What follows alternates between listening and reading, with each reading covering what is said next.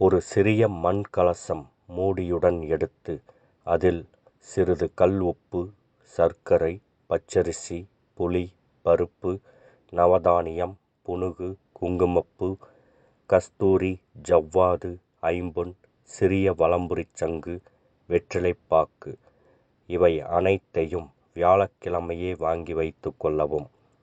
வெள்ளிக்கிழமை காலை 6 முதல் 7 மணிக்குள் மேற்கூறிய அனைத்து பொருளையும் கலசத்தில் இட்டு, மண் கலசத்திற்கு விபூதியிட்டு சந்தனம், குங்குமம் வைத்து உங்கள் பூஜை அறையில் வைத்து மகாலட்சுமியை மனதார வேண்டி, தாயே, நீ என்றும் என் குடும்பத்தில் இருந்து அருள வேண்டும் என பிரார்த்தனை செய்துவிட்டு, தூப தீபம் காட்டி பின்வரும் மந்திரத்தை 108 முறை கூறி பின் கலசத்தை மூடி பூஜையறையில் வைக்கவும். வெள்ளிக்கிழமை தோறும் 108 முறை மந்திரம் கூறி வணங்க வேண்டும்.